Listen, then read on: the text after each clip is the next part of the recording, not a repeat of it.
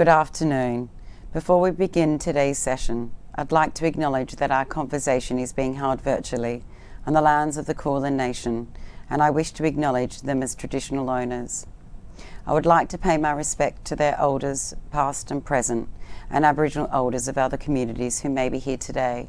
I'm dialing in from Wurundjeri and Boomerang land. I'm Melissa Bianca Amore, and I'm the lead curator for the Conversation series, and it is my pleasure to welcome you all to the Melbourne Art Fair. We are delighted to present the panel discussion, The Role of Public Art and Architecture in Framing Notions of Place, Shifting Perception and Activating Social Change. Public art and architecture has the potential to transform the way we interact with culture, sight, and notions of public. This panel brings together leading public art commissions, curators and artists to discuss the role of public art and architecture in framing conceptions of place, perceptual orientation, and social and cultural engagement. We ask, can public art and architecture shift and motivate social change? And in what way can architecture do this? How can we most sensitively and effectively connect to country while recognising our colonial and settler histories? How can we best work to overcome limitations and constraints to the commissioning, design, and shaping of our shared social spaces? To moderate this really exciting panel is Director of Monash University Museum of Art, Charlotte Day. Charlotte Day has been the Director at Monash University Museum of Art since 2013. She has extensive curatorial and arts management experience, having worked in contemporary art organisations including the Australian Centre for Contemporary Art, Centre for Contemporary Photography, Gertrude Contemporary, and the Michael Buxton Collection of Australian Art. With a reputation for innovation and collaboration, she spent over 2 decades curating local and international programs and projects. Most recent exhibitions include co-curating with Dr. Brian Martin Tree Story and curating Connecting the World Through Sculpture at MoMA in 2021. Co-editing with Callum Morton and Amy Spears, the Reader Let's Go Outside Art in Public, launched yesterday at the Melbourne Art Fair, and working with ARM Architects on a series of art columns for the Monash Chancery in 2020. It is an absolute delight to welcome you, Charlotte Day, and thank you very much for moderating this panel for the Melbourne Art Fair Conversation series. Thank you, Melissa, very much. And I'd really like to congratulate you on the program you put together for the fair. It's really ambitious. I'm very pleased to be part of it. And also thank Esther and James for providing support for our session this afternoon. I would also like to acknowledge that the Melbourne Art Fair and where I'm located at Monash are on the country of the Boonwurrung and Wurundjeri people of the Kulin Nation. And I pay my respects to their elders past, present and emerging. And also, particularly at Monash, we like to acknowledge our connection to material and creative practices on these lands for more than 65,000 years.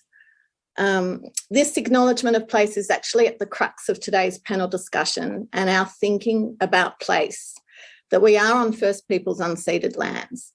It's vital that we reflect on our relationalities to this place or the place where we may be working or making art.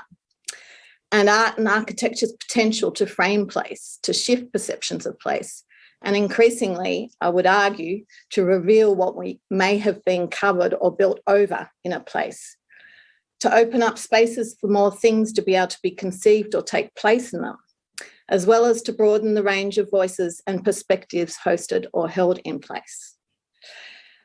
I'm keeping my introduction pretty short because we have an esteemed panel this afternoon of 5 creatives, and I really want to give them the space to be able to speak. So we've got John Denton, Judy Watson, Lou Weiss, Barbara Flynn and Jamie Perrow. I'm going to introduce one at a time, and different speakers are presenting different ways, but we'll kind of go through each presentation or conversation, and then hopefully we'll end up with a bit of time left for discussion between us. So firstly, it's my great pleasure to welcome Judy Watson, one of Australia's most highly regarded and accomplished artists. Judy's Aboriginal matrilineal family is from Wanya country in northwest Queensland. Her art making process involves evolves by working from sight and memory, revealing Indigenous histories and following lines of emotional and physical topography that centre on particular places and moments in time. She's been exhibiting extensively since the 1980s. Judy co-presented Australia at the 1997 Venice Biennale. Her work is held in major Australian and international collections, including at the NGA, all Australian state galleries. She's part of the MCA Tate Modern Relationship in London, Taipei Fine Arts Museum, and even here at Monash. She's had many significant solo shows, but most recently at the Art Go of New South Wales last year and at the Icon Gallery, Birmingham, England in 2020. It's fantastic to have Judy with us because she is an artist who actually has worked in the public realm for quite some time. So she has a lot of experience in this regard.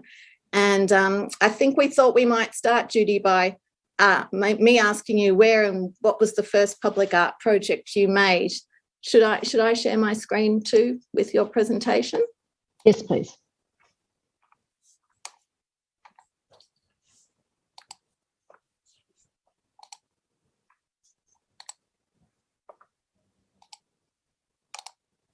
Everyone can see that? Yep. Yes. Sweet.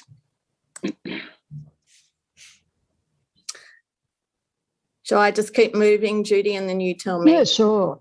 So I'm just going to introduce country to begin with, and just also acknowledging traditional owners of the country I'm speaking from and the traditional owners of the site, from the Kulin Nations where the Melbourne Art Fair is happening.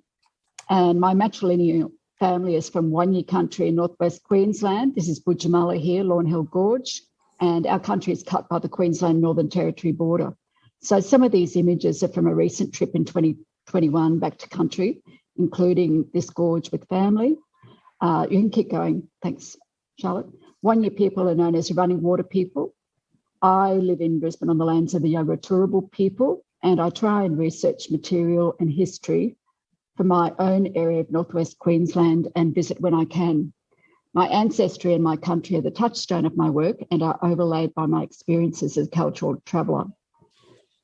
Keep going, thanks. Working in other countries, I've focused on the histories and contemporary events in those places, excavating memory and sight, repositioning these into my work.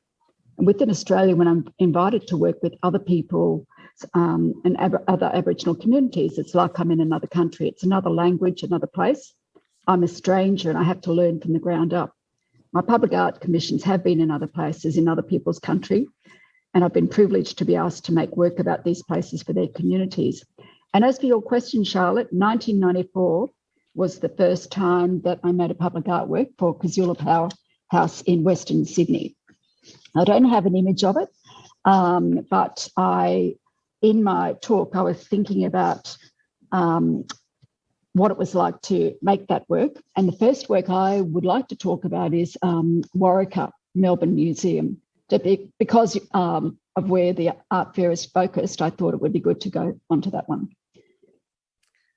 And it's nice also that it connects with John Denton, who's on our panel. Exactly. And that's DCM right. were the architects for, I presume they commissioned it for you, with you, Judy. Yes, well, I'm sure John can talk about that.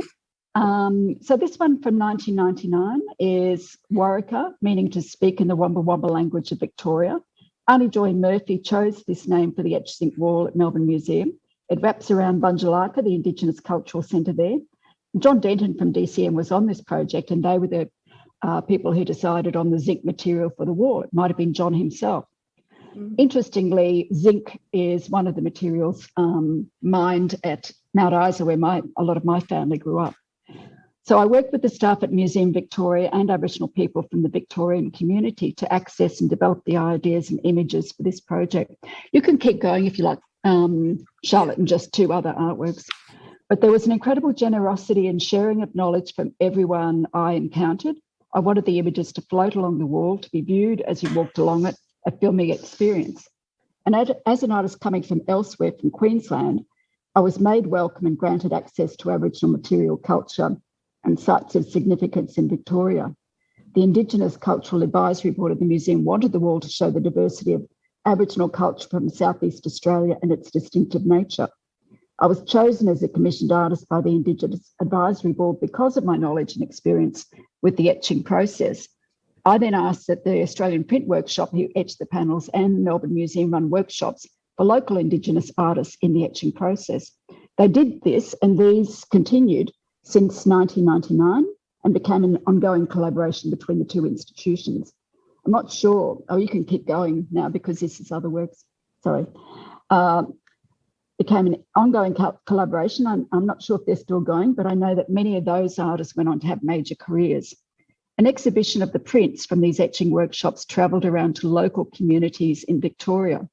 And one of each of the prints produced by the artist was bought by the Melbourne Museum, which was fantastic for the artist and for the museum.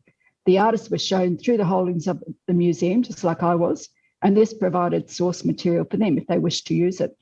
For me, it was enriching and educative to learn about culture from another language group to myself. Do you want me to go on, Charlotte? I was going to talk about site-specific work. I think maybe, do you want to, I think you've brought up some really important things already, that there was a governance structure there and a way of consulting that you could feed into, which obviously is incredibly important.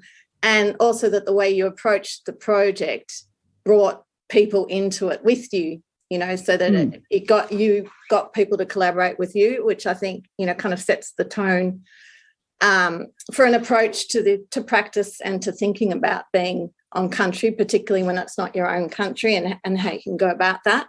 Should we just segue a bit to those two really recent projects in Sydney that I know, you mentioned are interconnected. One was completed a couple of years ago, but one's still to be unveiled, but maybe talk a little bit about those. I can, if you keep going. So this is a recent one, Beautiful. Not so recent, 2016, Narungga Nangama. If anybody goes there, it's at 200 George Street, Sydney, and it wraps around to the left and to the right of these walls. So you've got many faces of it, and a lot of it is to do with the archaeology of the place, what the archaeologists found, including that large sort of ellipse shape on the right is from one of the wells found on the site. And when I was doing a residency at the British Museum, I found the beautiful net bag on the left, which was labelled from Port Jackson in the 1780s. And they identified that it came from the brachychiton, a Kurrajong tree. Often there's the brachychiton Illawarra flame tree, but it's a different version of it, possibly. And the white down the bottom is a reference to middens. You probably know that many of the middens in Sydney were taken by the colonists, collected on rafts, burnt for their lime, which was then inserted into the mortar between stones in the old buildings.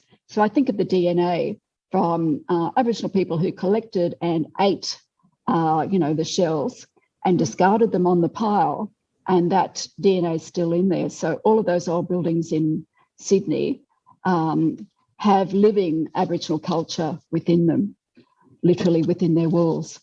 And this work was made being incised with routers, and it was infilled with automotive paint and stenciled. And this was worked on with UAP, and we're out Gosford Quarry working on the stones on the ground until it was installed at a later date. And there's also lighting which goes onto this work. Yeah. Do you want me to go on to the... Yeah, it's such a beautiful piece, and the monumentality of it, but then it's so delicate and has so many layers as well. It's like that, and that's real quality in your work, isn't it? That it can often be quite large or very spatial, but then it's very delicate and intimate as well, I think. Yeah, I think that's come from printmaking too, being able to sort of like do the layering and go from small to large. Now, did you want me to talk about the Bara? Yeah, so maybe, yes, yep. Should I just go through to here? Yeah, sure. Here we go. So soon to be revealed in Sydney, the Bara is the messenger to the domestic and international traveller that this is Aboriginal land.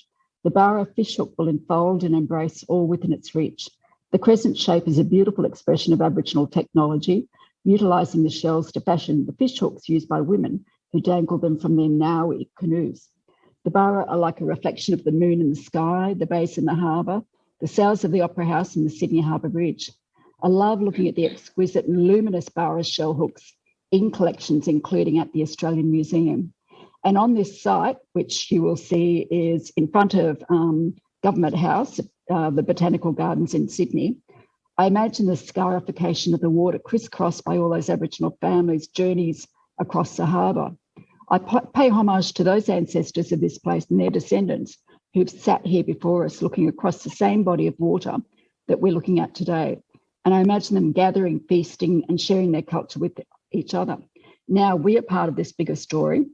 Barra shell hooks are still being unearthed around these waterways, making themselves known to archaeologists in the community and reasserting the Aboriginal presence and history of the Gadigal people of the Eora Nation. And the Barra connect the viewer to the bloodline of ochre that flows along the cultural ribbon of significant sites, magical, uplifting, giving the space an otherworldly feeling, dreamlike and beautiful. And it will provide a quiet space for ceremony, reflection and contemplation in a busy and ever-changing city. The Sentinel forms will be inspiring and educational, iconic and transformative. When is that actually happening, the Barra? Is it in production now? No, it's there waiting to be unveiled. So, it's there. So you will see it after next weekend. Wow. It's going to be an amazing launch. Yeah, it will be. Everyone's been hanging out for that. And could you just say, I mean, just, we'll keep it simple, but just how did you, starting with those amazing shells, that and that are effectively tools, I suppose, well, maybe more than that too. How did you decide what scale to then make this work? Well, I'm always interested in scale. Sure. Anybody at UAP who I've been working with on this, we went through so many different renditions of this work.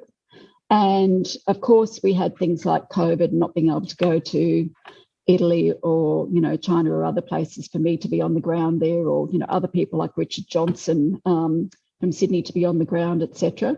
So it was having to make things in other places and in the end coming down to one iconic Barra shell. And it also, Hetty Perkins was a curator on this project, and it was very much a cultural conversation along the way, thinking about what the integrity was of the vision and the strength and what was going to be the most iconic motif in terms of how we could, really tether this to place and make it that messenger for people. So we had somebody from the City of Sydney over on the Sydney Harbour Bridge climbing it, looking across, and we had a piece of white material hanging down. And we also went over to the Sydney Opera House steps, looked back across, and we were looking at things as well as online in place.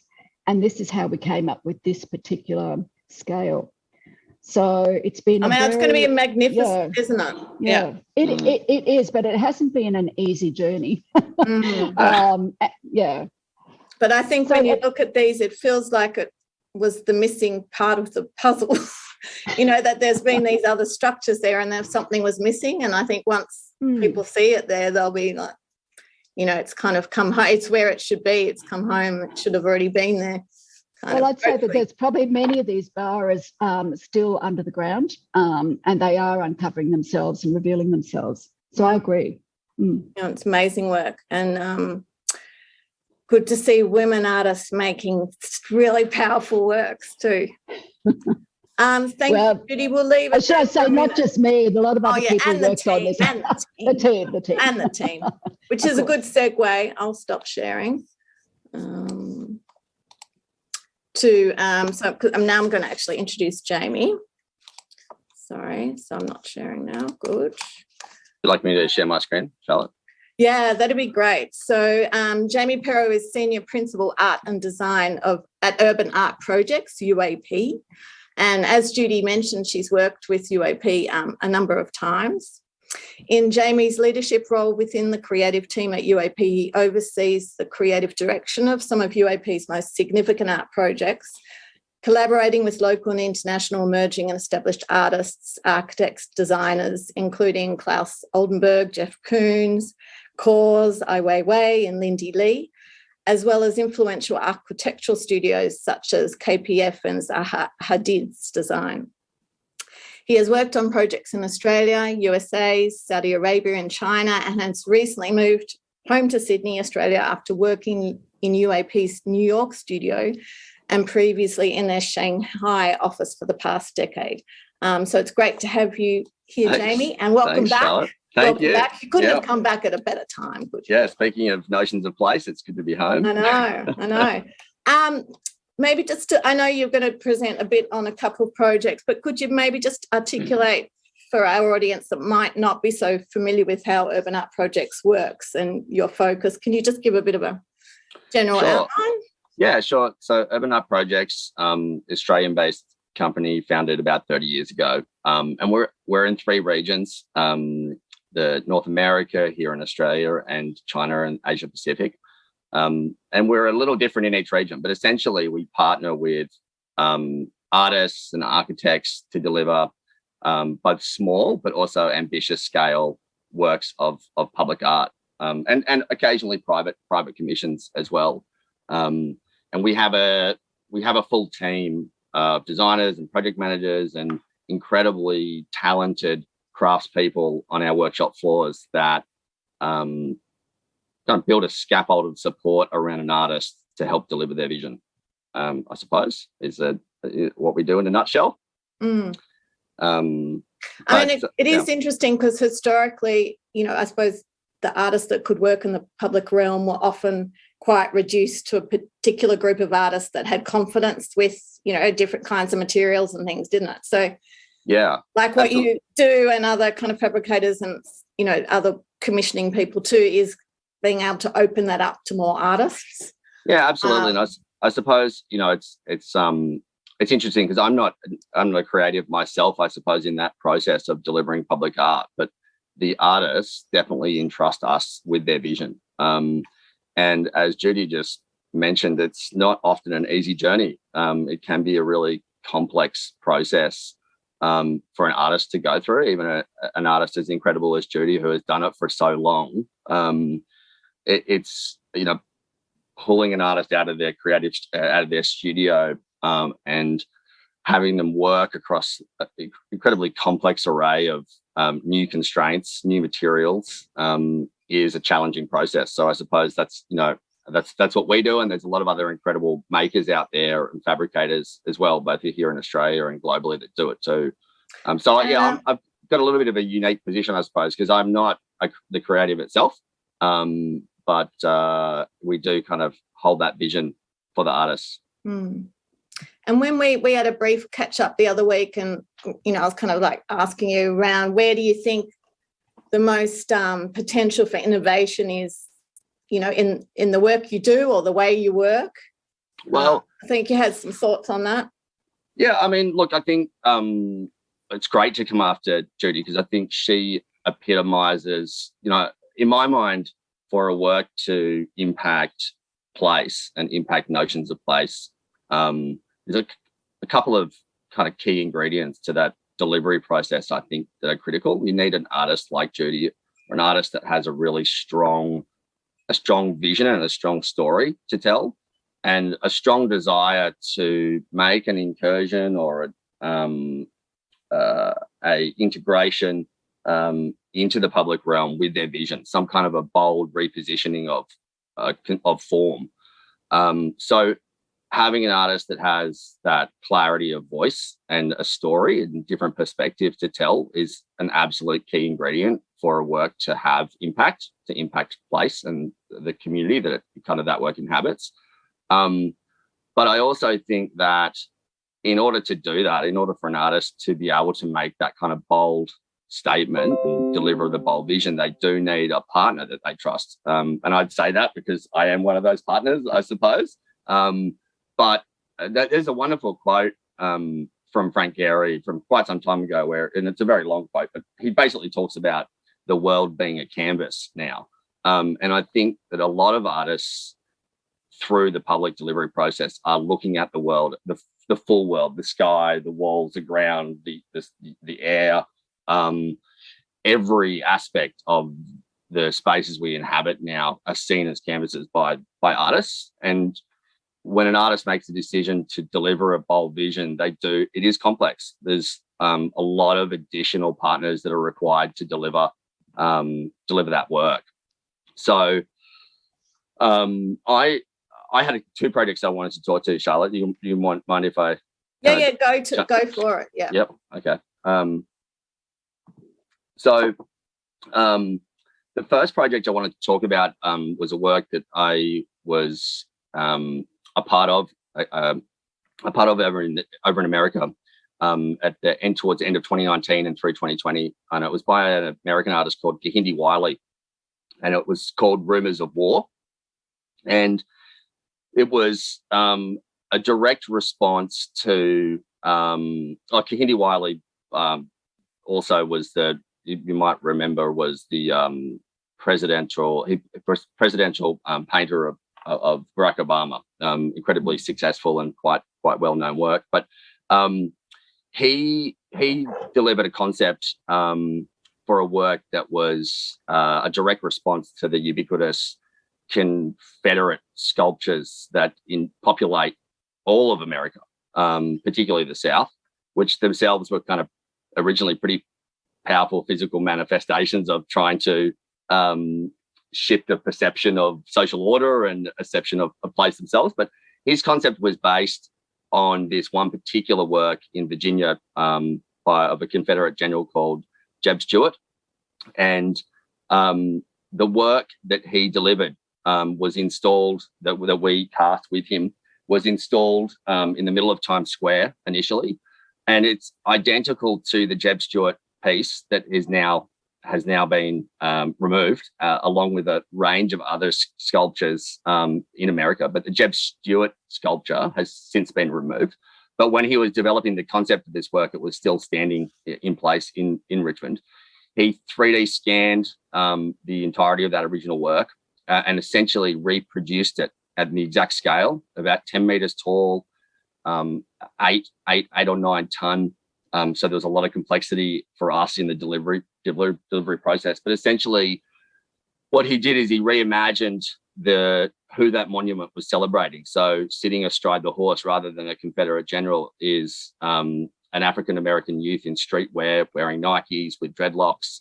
And the purpose of the work for him was to present a different story, present who is it that the people in our communities, who is it that is being celebrated, that are being looked up to and are being represented. So his was a direct challenge to the kind of histories and the stories that had been presented historically, particularly in the South.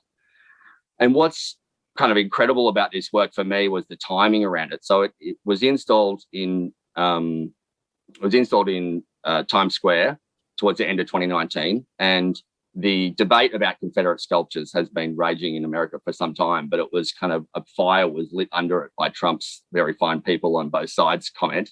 And over the course of the 3-month installation in Times Square, and then where it went to the Virginia Museum of Fine Arts, which is shown in this video here, finally, over the course of that time, the protests around Confederate sculptures transitioned into the Black Lives Matter movement and protests, and a huge array of sculptures were defaced and removed entirely.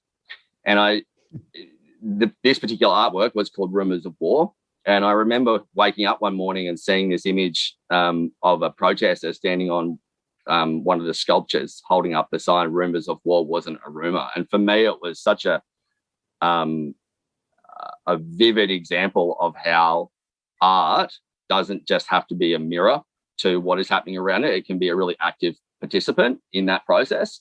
And so today, Kehinde's work sits in Virginia and it remains untouched whilst all the other sculptures have been defaced and removed. And so I think in terms of whether or not an artwork can activate social change or be an active participant in that social change, this particular project for me is just an incredible example of that. It is amazing the timing of it. When we had we did a symposium around public practice in 2019, and our keynote was Tania Bruguera, who's a Cuban artist but now based in America. And one of her key I suppose, things in her toolbox that she uses for her public art or her projects is timing, and she talked quite specifically about timing. So sometimes timing can be, I suppose, it can happen to you, but you can also harness it. You can absolutely harness it. And I suppose there was a bit of both going on with this project. Yeah, amazing. Yeah, definitely. An absolute powder keg of a kind of situation over in America at the time that the work was about to be installed. So, and it's nearly a bit bigger than we've got time for, but I suppose the idea too of not just what we add into places, but perhaps going forward what we might also choose to remove. Absolutely. Or, resituate or whatever is like as big a topic, really. Definitely. Do you want to touch really quickly on your next one, or do you want? I can, but I'm also conscious of time. Okay, well, maybe we'll come back if we have time. Yeah, is that all right? Yeah, let's do that. Yep, sure, no problem. Yeah, thank you. Such strong images.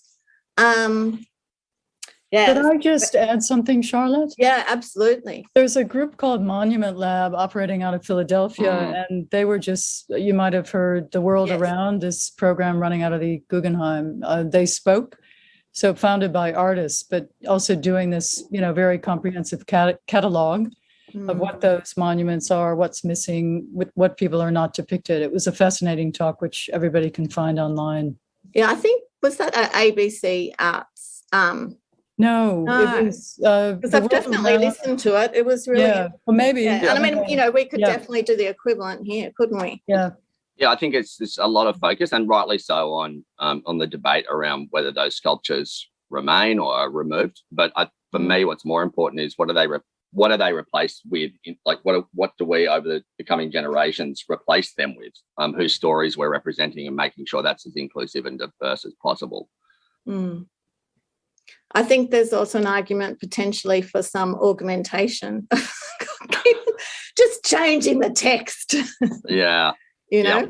Maybe putting a different like headdress on or something. It's a very heated debate, and it comes down to everyone's lived experience. I think what position they take on the issue.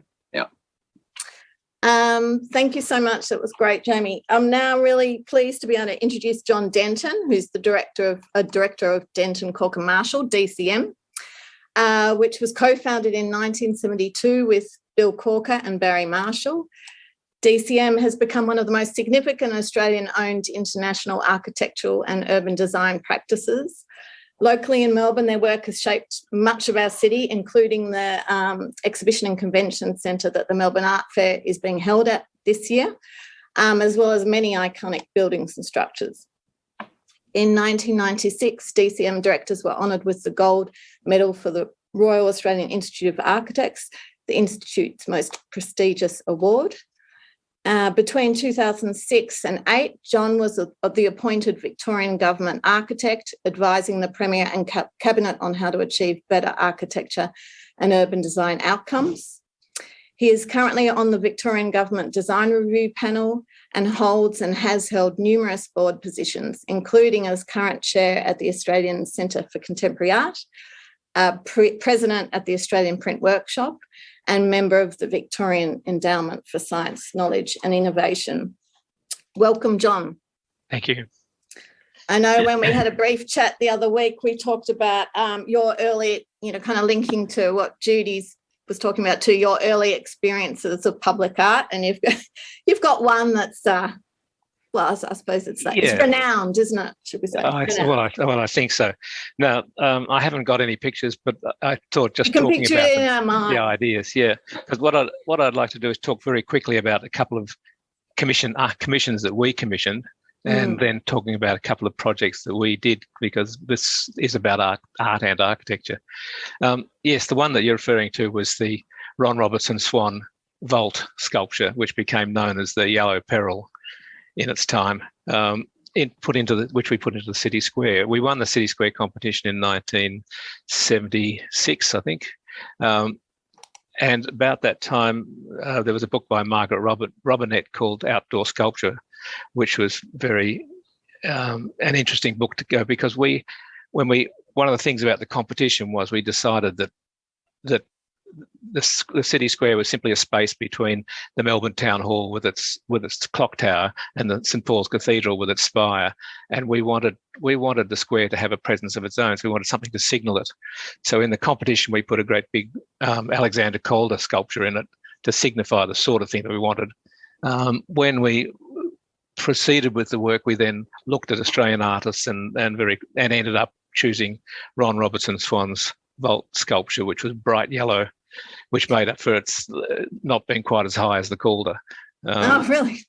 So did you work with him did he design it for that space? Was that yes, the way it worked? we had. You were a pretty young firm then, also, to be doing. We were. The trying to reclaim the centre of Melbourne as a place that people might like to hang out. Yeah. Or it was kind of also to do with the Queen coming, wasn't it? No. She just happened. Or was that later? No, she just happened to turn up later. Yeah. No, it did it do what it was meant to do in terms of anchoring that? Well, it certainly did. I mean, because it was there. It was big and it was yellow. You noticed it, and for us, that's what it was. That was about, was symbolising. This is the square. This is not just a space between two other big buildings, of each with their own significance. And I think that was sort of what we were trying to do with it. And obviously, it got quite infamous in the same way as about the same time, a big Richard Serra sculpture in New York got moved, taken away. The change of mayor meant that the new mayor came in and hated it and got rid of it. So the original sculpture cost $76,000 to make and install. It cost them over $80,000 to remove it and put it somewhere else. But it's fortunately now back outside the Australian Centre for Contemporary Art, which is a nice place for it to end up. And it's actually, I mean, I see, I walk past there a lot. It's a sculpture that people interact with a lot. Yes. Because you can move under it and between it, and, it kind of shifts your view of the landscape, the land around it as you move. It's kind of, I suppose it's maybe it was a bit subtle for the times or something, or you're ahead of the times with it. I don't. Well, but it's nice now because it's in relationship. We weren't really ahead of our time, because certainly, the Calder and Serra and De Suvero and Clem Meadmore were all doing big pieces of sculpture in America. So maybe just for our local context. Just for our local context, it all might have been. Now. Yeah. But I was just interested because I was looking at that book by Margaret Robinette, and she said that in the past, public sculpture was normally memorialisation of men or commemoration of events, whereas she felt that now it was about enhancing its setting, contributing to the quality of life, but still being able to symbolise something. And that there was a sort of it's the change in what sort of happened. The second one I want to talk quickly about was the we won the competition to do the Governor Phillip Tower, Governor Macquarie Tower, and Museum of Sydney in Sydney, and we created a plaza on top of where the first remains of the first government house were, and we commissioned a piece of work which we thought was immensely appropriate, which was by Indigenous artist Fiona Foley, together in collaboration with Janet Lawrence, and it's called The Edge of Trees, and it relates to the quotation. I'm not sure where it comes from, but that talks about when I think when the first white men arrived, they were observed by the Indigenous owners of the land, traditional owners of the land, from the edge of the trees. And so it had a nice symbolic thing, and it was nice that it sits there on the edge of the square, the Museum of Sydney Square, and is all about these great big sticks that are all been carved and engraved, and there's sound and various things that happen to it. But it's a lovely thing for people to move in and out and around, and it was just a really nice piece. And I think it also has significance, or it has importance in that place. And then I want to interestingly, because that was so that was in the 90s, was it? Yes. Yeah. So that's I suppose 10, 15 years later. Yep. Things had already shifted quite dramatically. They had in how people were thinking about the place they were in, Yeah, and well, I how mean, that I market. recall in 1976 when we were looking for sculptors to compete, to be paid to do maquettes for the city square. There was very few artists that were prepared to contemplate large monumental sculpture. Mm. They all just said, no, we just do what we do, and it's not big, it's this and that or what, and it wasn't a big, there wasn't a big field to choose from. So they were the two commission projects. I wanted to very briefly talk about a couple of the projects that we've done, and one of them is the Melbourne Gateway, because again, and that's sort of, I guess that sits somewhere between art and architecture. Yeah, that's controversial, John, isn't it? Is that an architect being an artist? Yeah, is an architect pretending to be an artist? Yeah, not good, shouldn't do or that. Is it, it's like infrastructure, not art? But it's iconic, isn't it? Everyone. Yeah, and it symbolises, because it was to symbolise, it was to be the gateway to Melbourne as coming in from the airport. So what it is, a composition of composition of comments about gateways. There's walls, there's a yellow wall, there's the red sticks which we saw as a picket fence, there's the big yellow cantilevered stick which we saw as a contemporary gateway, in as much as it's like boom gates in car parks, which are usually yellow, and it was in the up position sort of thing when he's come in. So it carried a whole lot of ideas about coming into the city and that sort of thing. And interesting that with the yellow and there's kind of a continuation of linking back to Vault. To Vault, yes. In quite a number of your works, isn't there? Well, it is, yeah. It turned us onto yellow, but it also turned other people like ARM onto it, because they referenced the Vault sculpture in Story Hall, and then a couple of other things that they've done. They keep making those sorts of references. Yeah, so really it's about it more. It's like a dialogue, isn't it? Yes, exactly. With the city as it's evolving and shifting. Yeah. And also then there's things like Stonehenge that we did, the Stonehenge Visitors and Exhibition Centre, where we made conscious decision, because Stonehenge is in fact not very big. It looks very big, but in fact it's not very big. But we made a decision that since that it was about 4.7 meters high, Stonehenge, so it's not that high. We made a decision to make the Visitors Centre not as high, and not to be a sort of in competition, a column and beam type reference to me. So it didn't look like, it didn't sort of look like the thing, because there's been other visitor centres around the world where they take what the visitor centre is referring to and they reference it in the building, and we felt that was totally inappropriate sort of thing to do. And it links back to this discussion about scale and what scale to do things, and in relation to what's around them. Yeah. And also like expressions of respect and acknowledgement too for for history. And then the last little quick comment is just about the Australian Pavilion in Venice, which was another competition that we won, which essentially we made it just a completely black box and visually without windows. And it just sat there. But one of the things that we did like about it was that it was on the edge of the canal, but we were able to nestle it back into the trees, and it in a funny sort of way, it referenced the edge of trees in the sense that this was Australia coming to Europe, a reversal of the process, coming to Europe and making a statement, sort of in Venice.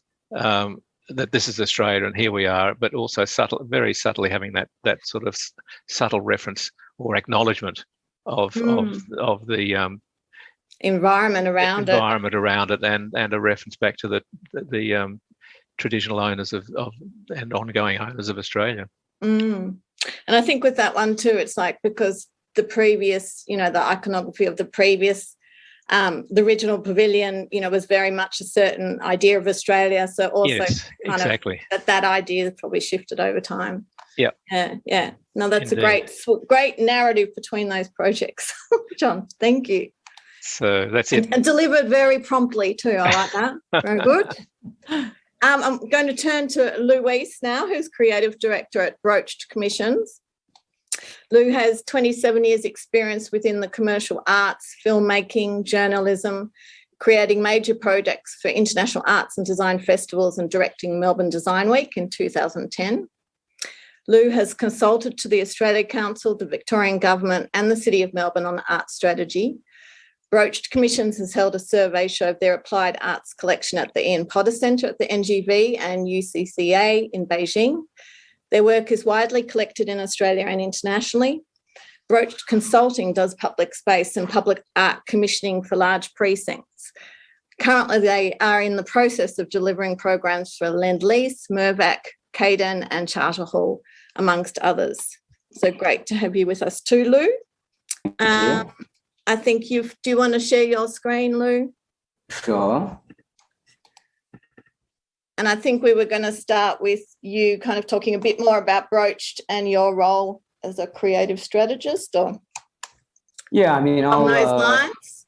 Yeah, I'm actually just going to read something that I wrote. Perfect. It'd probably be better if I read something someone else wrote, but I'm going to read what I wrote.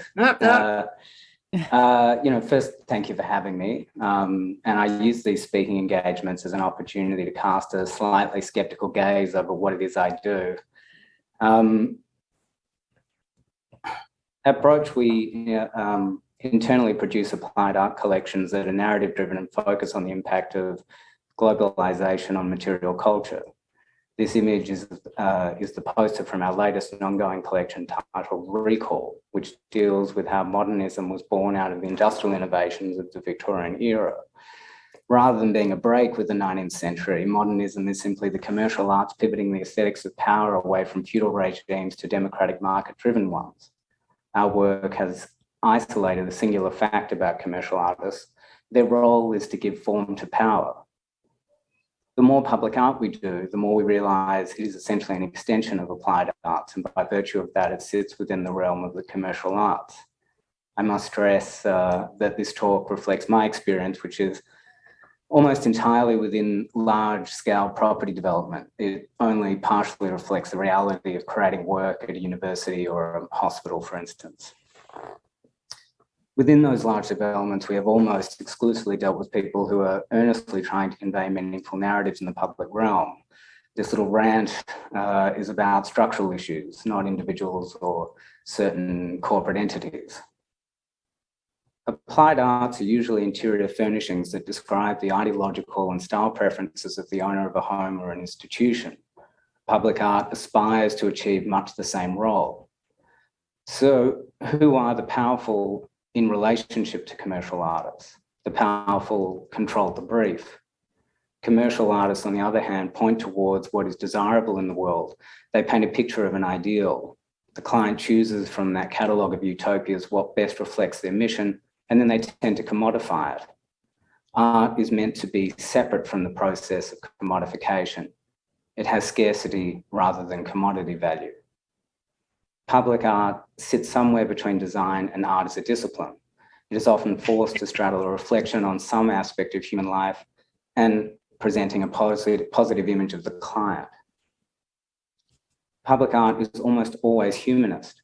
It conveys the possibility, even after horrific crimes have been committed, to stand up and fight, to live within a society that listens to its better angels, even if that angel is the artist saying, all is lost.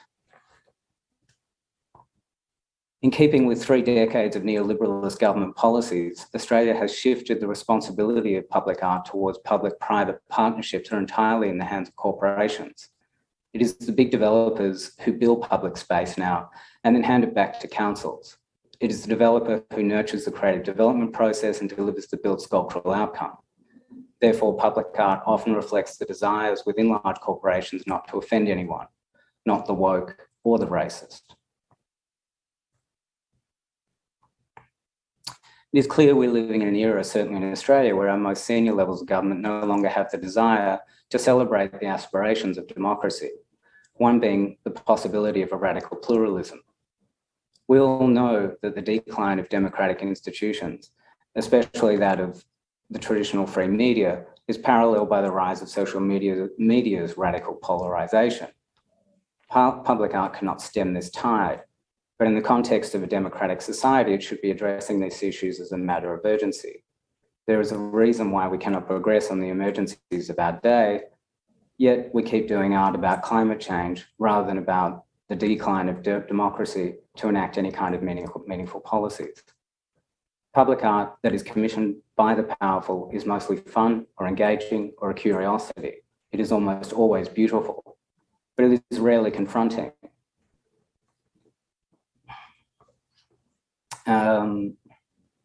Which is what democracy can be for 49% of the people who are seeing their preferred party and their policies in opposition.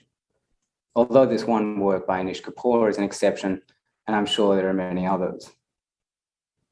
The most viscerally honest public artworks are memorials to atrocities, mainly because they are usually commissioned by governments who have decided to atone for their sins or memorialize the suffering of those they sent to war. These works speak directly to governments gone wrong. Every project I've worked on over the last 35 years was a coordinated effort between government, corporations, arts managers, and artists. Public art for me has always been part of the technocratic conditions of contemporary democracy.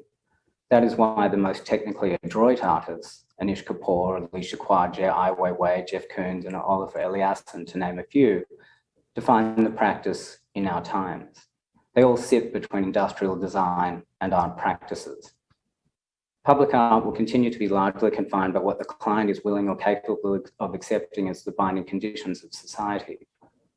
Most public art in Australia, outside institutional commissions, will address our history and our contemporary culture in a gentle way.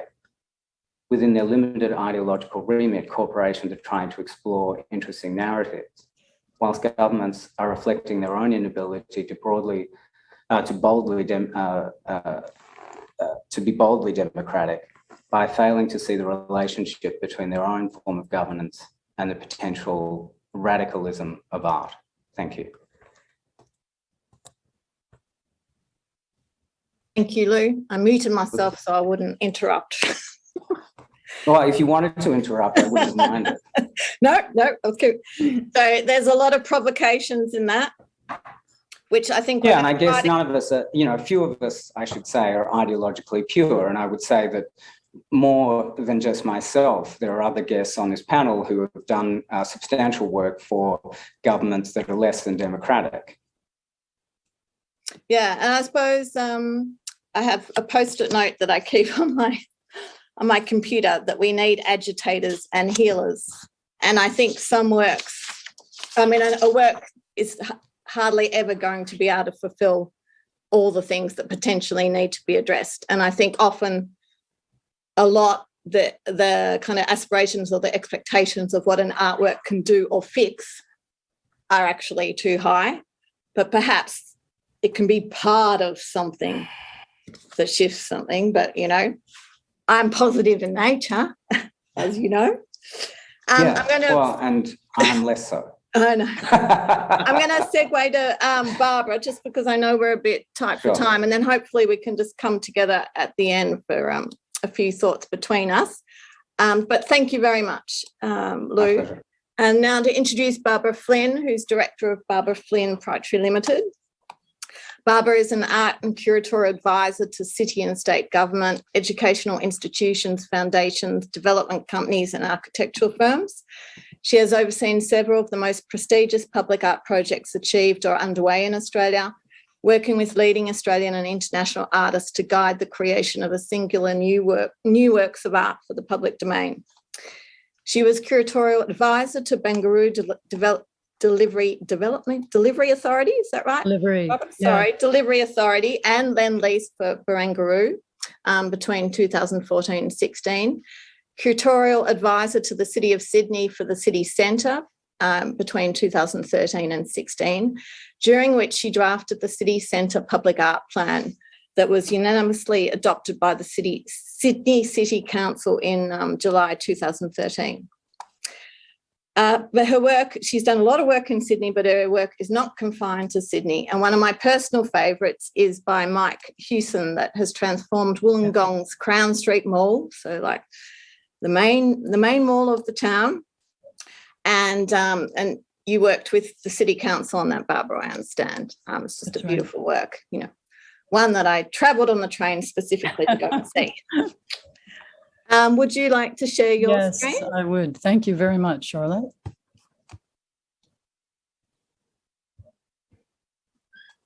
Let's see. Here we go. Yeah, that's good to start the show. Yes. Play from start, just at the top Yes. left. Yeah. I'm just moving it into position. Thanks. Cool. So does everyone see an orange slide? Yeah. Yep. That's So good. everyone, hello. And I'm speaking today from Gadigal land and would also like to acknowledge the owners of this land and any and all Aboriginal people who are joining us today. And thank you, Charlotte. And thanks everyone for your presentations, which I found really interesting. Charlotte posed two questions for me. The first, I won't linger on, but it's about whether I thought percent for public art schemes led to sort of significant, substantial public art commissions. You know, I'm often in a position to advise a current average for Sydney would be something like Australian 2.5 to 3 million, you know, for a project. I think it's self-evident that the more money, the larger, the more generous the budget that can be allocated, the better, the more that artists can do. But actually, it was your second question I really wanted to get into, and that was a question about whether, working as I have with Australian artists and international artists, if I thought that over time the way I work has shifted, and also whether the understanding of what a public art project or what an artist can do has shifted. And I thought that was a really intriguing question. So I think to start, there's certain things that haven't changed at all in the way I like to work, and that would be probably putting the artist at the front, like foregrounding the artist, and really understanding what they need and what they want. I think also approaching projects intellectually has been important to me, really working to know and possess the knowledge of what artists are doing in Australia and also worldwide. I think it's extremely important, but always with the objective of doing something, you know, setting up a situation where an artist can really do something that's worth doing. I think what has changed about me is probably that I'm much less patient than I was at the start of doing these projects, which is probably about 15 years ago. You know, I'm sort of becoming more adamant, bloody-minded, making people uncomfortable. It's, you know, I get angry, impossible, you know, but it's really all in pursuit of all these things, all these, you know, solving problems basically, so that artists can really realize their visions in the end. And I find it very interesting to be the person negotiating between the artist and whoever the commissioner is. I think also I've become more intolerant of fear. You know, the use of the term appropriate, and also the assumptions that get made. I think that often there are very low expectations of the audience, you know, underselling the public when the public is highly intelligent. So, you know, talking to the people I work with, I try to see if we can avoid those sorts of, you know, unfair and actually quite presumptuous assumptions and, you know, just not talk down to people, basically. So how has art changed? I want to show you this image.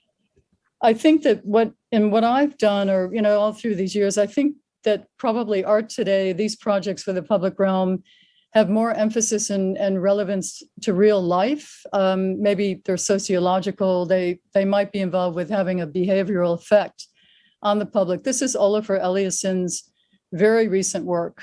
We just installed this, or, you know, he did in September, and it'll be dedicated and open to the public in April. It's called Roof for Stray Thoughts, and it's at Circular Quay, Sydney. It's the AMP Capital Project. It's for Quay Quarter Tower by 3XN. And I'd like to acknowledge the architects on this project because it's very important, the way we work up these projects with the artists. So, I mean, Olafur is extremely well known. He likes to recreate something he's witnessed firsthand, but he doesn't reveal, and also to reveal how it's made. But he's also, in speaking with him through the years of this project, he's very interested in experience and how people experience the works.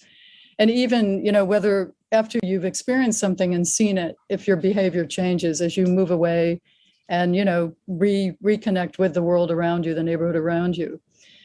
I think extremely, you know, important to me, and I'm not myself Aboriginal, and projects where we work with Aboriginal artists like the great Ioane Scarce, this image from Central Park, I defer, I get advice. I just realize how little I know. But, for example, this work, a lot of what I've learned through this particular project called Ectopia, and this is in a Foster and Partners, very shallow, very neutral, very beautiful foyer space at Central Park, Sydney, is, this extraordinary grace of an artist like Yewani, and also understanding, and this comment came up earlier today, that, what we're walking on is not at all what was there, concrete covering what was there and the brutality of what's been obliterated. So in this case, of course, the work, it refers to the death and sickness caused by the atomic testing at Maralinga, where Yewani is from, medical experiments, the calipers that were used to measure the heads, of Aboriginal people, blood, clear reference to massacre. But again, with Yewani's work, coupled with the brilliance of allowing people to experience this, leaving it open-ended, someone might walk into this foyer and simply be thrilled and delighted by, the obvious beauty and, the physical attributes of this work of art. It's elective. And I think, the way that this particular artist works in allowing people to come to things and make their own decisions is extremely important and significant. Or in the hands of Pippa Lottie, just getting into an experience of art that's completely different and an entirely joyous one, but I would say no less profound. This is her work, again, at Central Park. These are down projections. It's the only projection work by Pippa Lottie Rist anywhere in the world, which is exciting, I think, for Australia and for Sydney. And I guess if I could really summarize what's changed, in my opinion, is that I think these artists like a Yewani and a Pippa Lottie, I think that how they're communicating their language, and Judy Watson, it's ever more refined, sophisticated. The visual language that you're all using in your way of communicating with the public has become so extraordinarily clear and adept and powerful over time. So these are all projects that I've had the privilege to curate, and really a lot of them are very recently completed, and that's been kind of miraculous. I always think these projects are it's a miracle when they actually get up. This is Agatha Goth-Snape's work called The Noblest, and the title is derived from a line of the Greek poet Pindar that's reproduced on the facade of the building at lower left, which you will know as the 1939 so-called Sydney Water Board building. That was the site, full name Metropolitan Water, Sewerage and Drainage Board, which stood on the site and was used by Sydney Water from 1939 to 2009. The full phrase of Pindar is the noblest of the elements is water. And I think this is interesting because one of the questions for the panel generally was, can art affect change? And in this case, Agatha's taking water as the content of the work and making a statement that water is fundamental to civilization and to our survival. So there's a message here which is so apparent to everyone. And, we can take it as a reminder, we can take it as a prod to get on with it, get on with the work of, doing something about what's happening, climate change and what's happening in our world.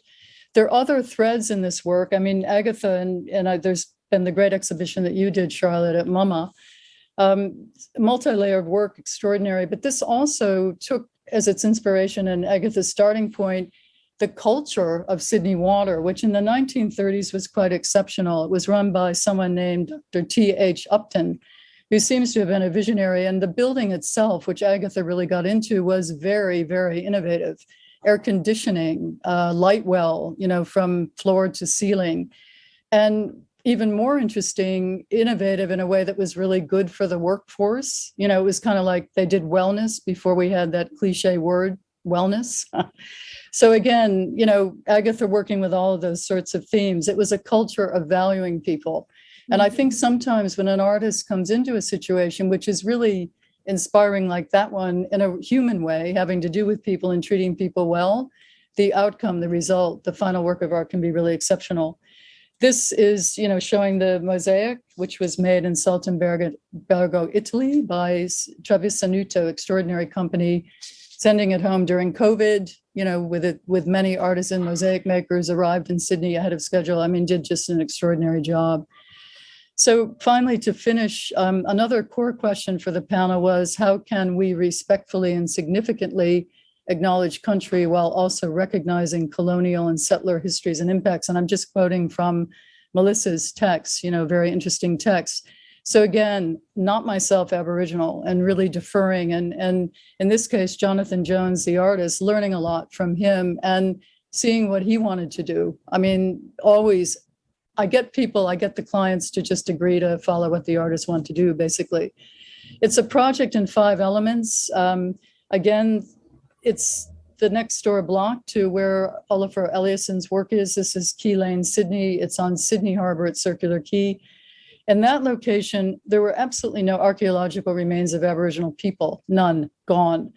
But obviously these stories lived on, you know, of Aboriginal people who managed the land so impeccably, the land and the waters of Sydney Basin for millennia. So Jonathan, what I was able to secure for him was at the beginning of the project, 1.5 years just to think about what he would do. So through a lot of research, reflection, and also talking with a group of 4 advisors, all Aboriginal cultural leaders and elders, he decided to dedicate the work to the story of one Aboriginal man whose name is Era Banu. He was the first Aboriginal man to be captured by the British, the Europeans, at a time they thought they could learn language and culture by capturing people. So there are 5 artwork elements. They're all translated into Eora language. This is one that's called Betunyo, or oysters, Guara, flags, Bengadi, meaning ornament, Wirrong, means Sydney Cove, Magara, fish. And these are, I'm just going to scroll through the images. So Era Banu is, as it happens, central to the story of the initial contact of Aboriginal people to the European newcomers.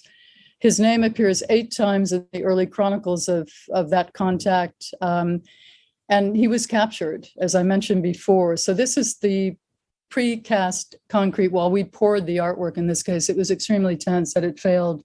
I mean, the project would have failed. And you can see the beauty of this imagery that Jonathan came up with. So the idea of the shackle, but also when he first saw the shackle, apparently Era Banu actually thought he was being given something freely. So this juxtaposition between captive shackle, but also the freedom of flight, the feather, the imagery of the feather, and then depicting that on the wall. You can see the upper right image of how that is depicted. And it's depicted relentlessly across the wall. You cannot miss the message that's being conveyed by the artist. He'd been taken forcibly from his family. Again, it was interesting to hear Judy talk about looking across the harbor. It's thought that he was actually from across the harbor, and he kept looking wistfully across the harbor. I mean, tragic story. And in the end, succumbed himself to smallpox. He is buried, or was buried, on this site. So an extraordinary project, you know, again, taking a walk, anyone walking or visiting through the site, extreme grace of Jonathan Jones in the way he placed these 5 artwork elements, not interfering with any of the architects, and there were 3, not with the heritage buildings and the heritage architects, not with the wayfinders. So I hope you can see it. We're also just completing that work. The lighting of it will be done probably this month, and I think probably the 2 works by Eliasson and Jones will be dedicated, I don't know, sometime around, maybe together. That's what we're hoping, around April. So thanks so much, everybody. It's been great to be part of this.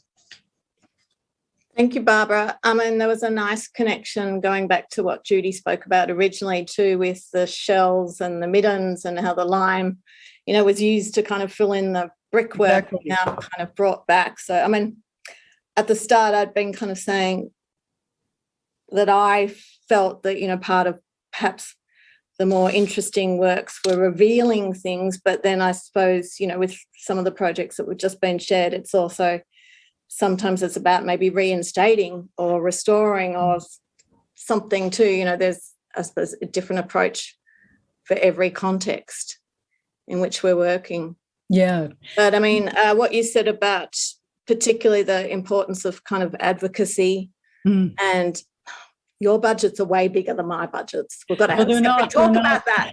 They're not all that big, believe me, but that's I suppose, you know, you've shown what you can do when you have that kind of. Well, I mean, it's great if, you know, the City of Sydney negotiates those typically with the development companies, and you always hope they do a good job of negotiating, you know, a sizable budget. But no, of course, some of the projects are in the, you know, a couple of 100,000 or 500,000 or, you know, but on average, I'd say that's probably a pretty reasonable average figure. And if I could say, John, Edge of the Trees, I mean, you may not realize this, and a lot of these projects have only just been finished and they're visible now, but there's like this 6-block area where all these artworks are now, but that one was the first in the neighborhood, so to speak. And it's extremely important. And we refer to it all the time.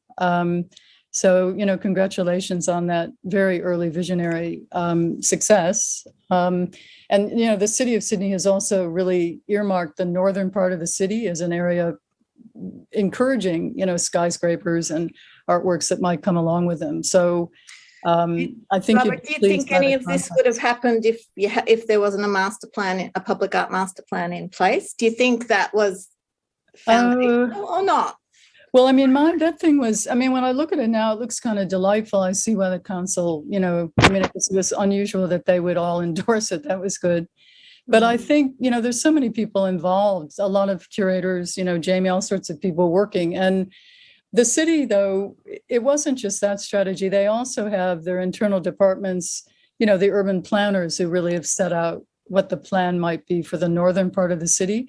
But what is amazing, and honestly, this has only become visible very recently, and Judy's Bar is going in also very nearby, very soon.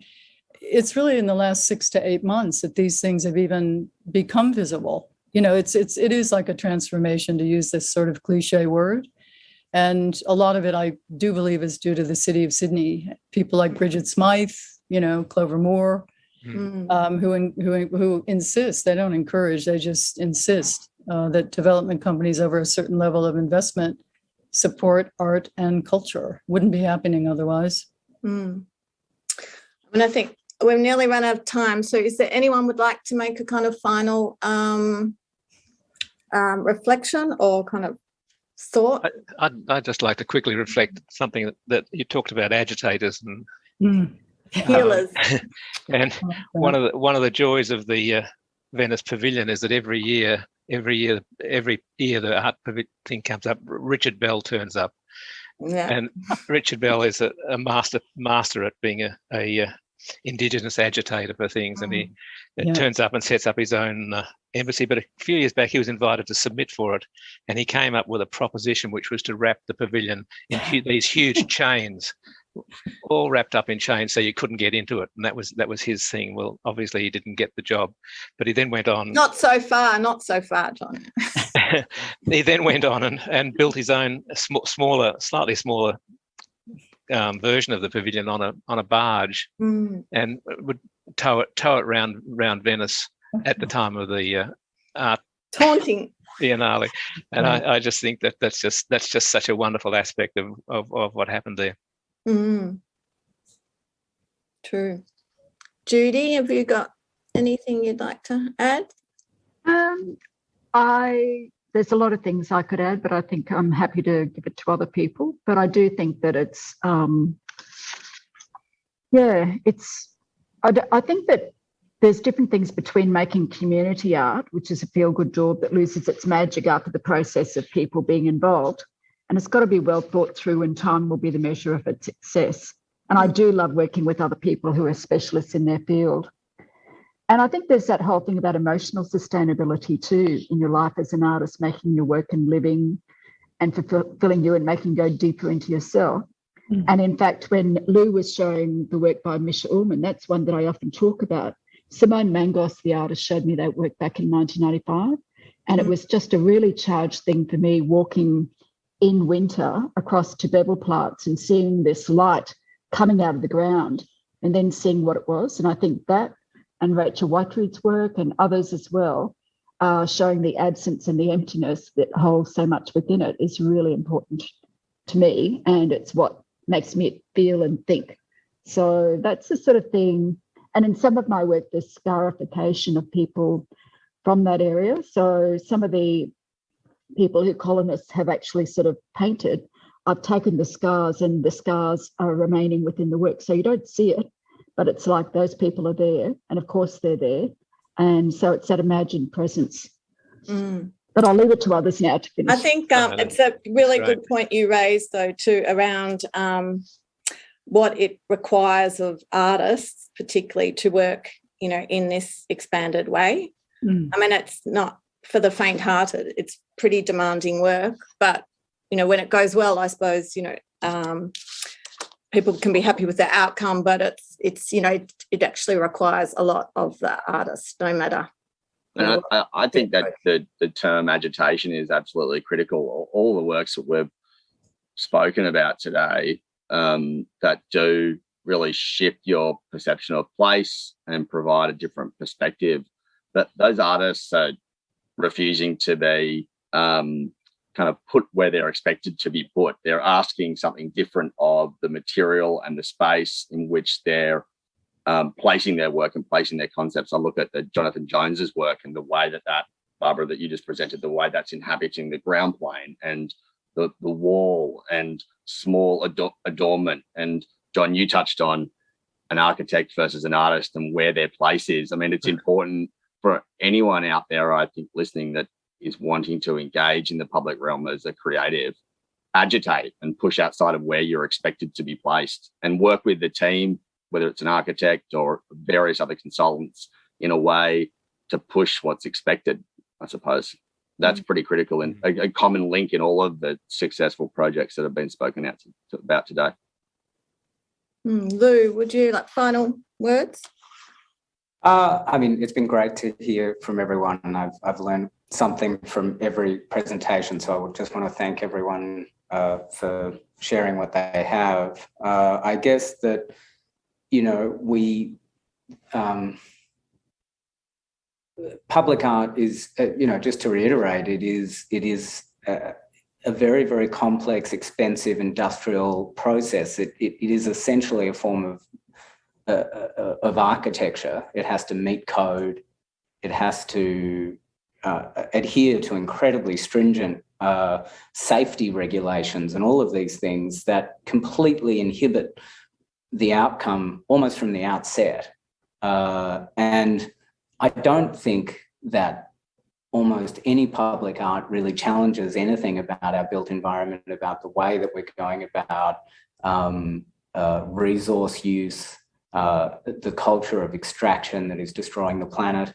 I think that it's completely part and parcel of the paradigm that is completely unsustainable.